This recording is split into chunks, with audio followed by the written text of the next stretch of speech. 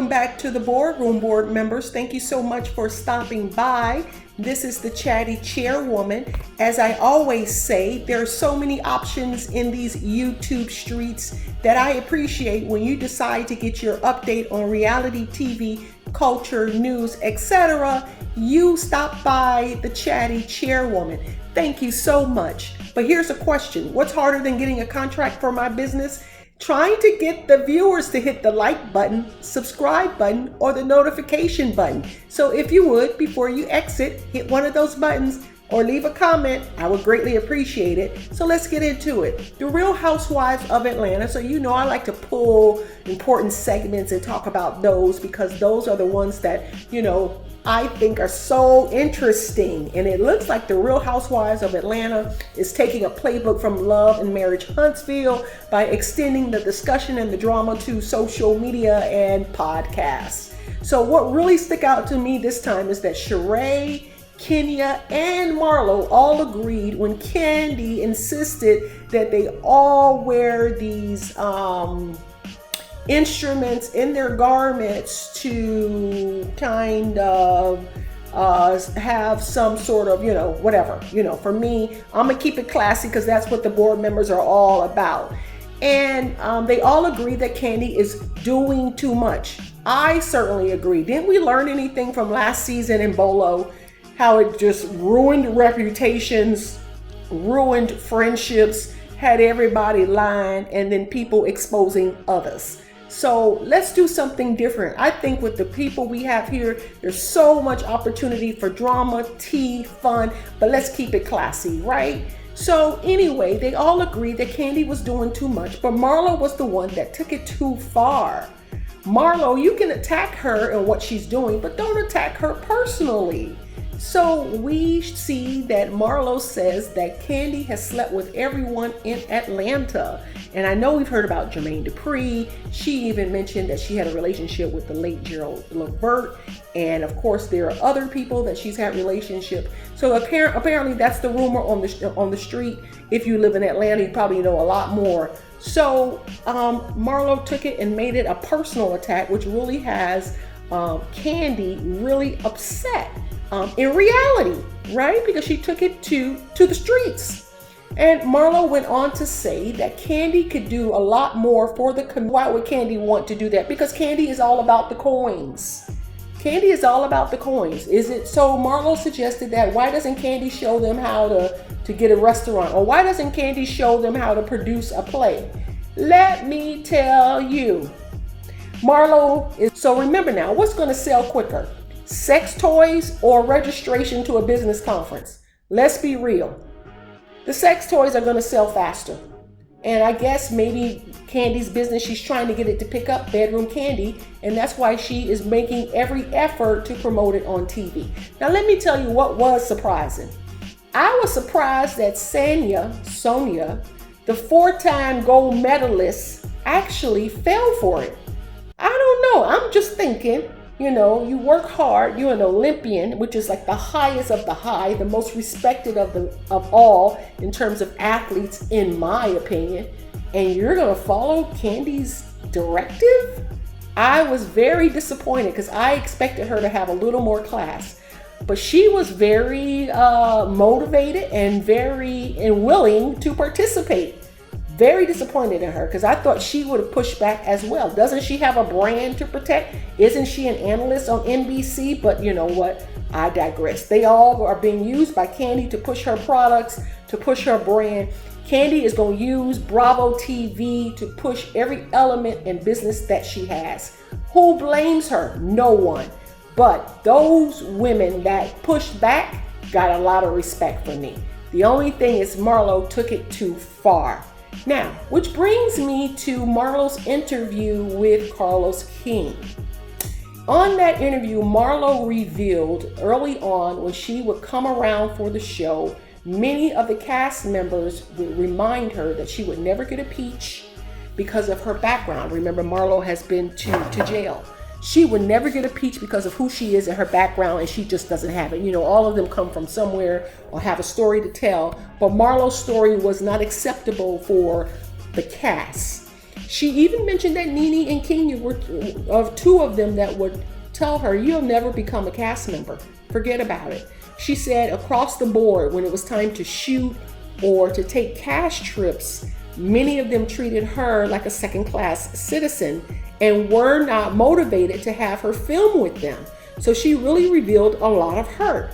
But she did give Nene credit for making sure that she got paid when she did scenes or went on cast trips. So she did acknowledge that Nene was always willing to make sure she was put on and treated with respect. Now remember now, on Hollywood Unlocked, when Nene did that interview and they asked her, should Marlo finally get a peach? Nene said, why would they give her a peach when she will do everything for free? Marlo said on the podcast that she was really offended that Nene had said that. But she said she's used to Nene. They've had their ups and downs and she just doesn't know what to expect. But Nene is like a relative and it is what it is.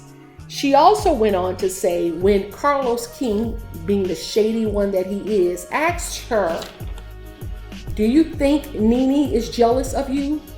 And Marlo straight up says, I don't think she's jealous of me. I think that when I got my peach, everybody was surprised because they never expected me to be treated as an equal and to get a peach. So she went on to talk about her story about being, her struggles as a child, et cetera, her family, and how this is an example of how you can become anything that you want to be. She stuck with it. Now here is the flip side. She says, as of today, Nene has not congratulated her on receiving a peach. So has Marlo had to pretend all these years that she was their friend to get to where she is right now? But clearly she saw the writing on the wall that they really weren't for her becoming a real full-time housewife. So remember Marlo, even though she threw Kandi under the bus, Kandi has been in her corner for a while.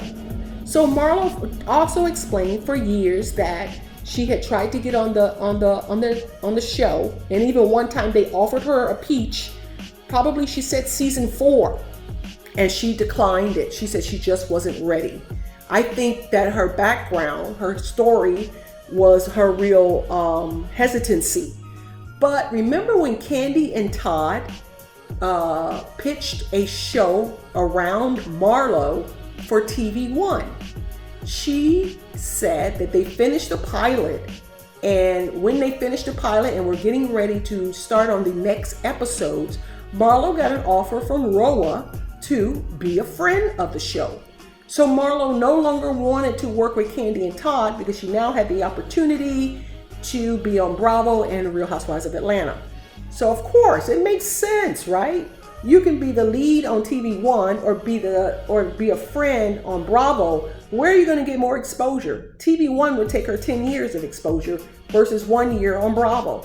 Makes totally sense. But for Kandi is thrown when Marlo made these recent comments, not even on the show, but also on social media and also on Carlos King's podcast, because she said she was the one trying to support Marlo to make sure she got a peach on the show.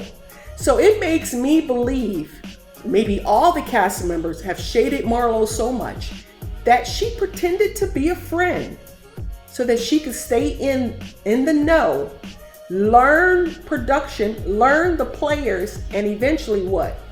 Get her peach.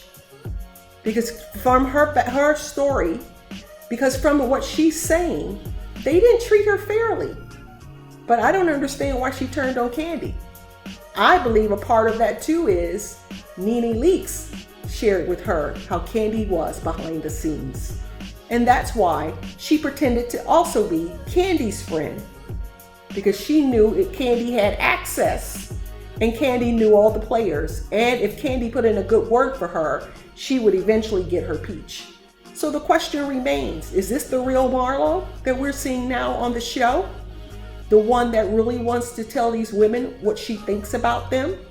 after they have mistreated her for years and treated her second class? Because we don't see any of that on this side of the screen. We don't see them not wanting to film with her. We don't see them actually telling her, girl, you ain't gonna never get a peach. Look at your background. You don't even have a storyline. So Marlo did a great job of what? Fooling them, making them think she was on their side. But clearly, Marlo had an agenda, and she pretended to be a friend. What do you think? Do you think Marlo has a right to throw Kandi and Kenya and Nene under the bus? Because that's surely what she did. Or should Marlo be grateful that they all supported her the way they did, even though it was in a minimal way, because it allowed her time and opportunity to show what she brings to the show? Or is Marlo on the show because they couldn't find any other talent and it was a desperation move and they added her just so they could fill the spot?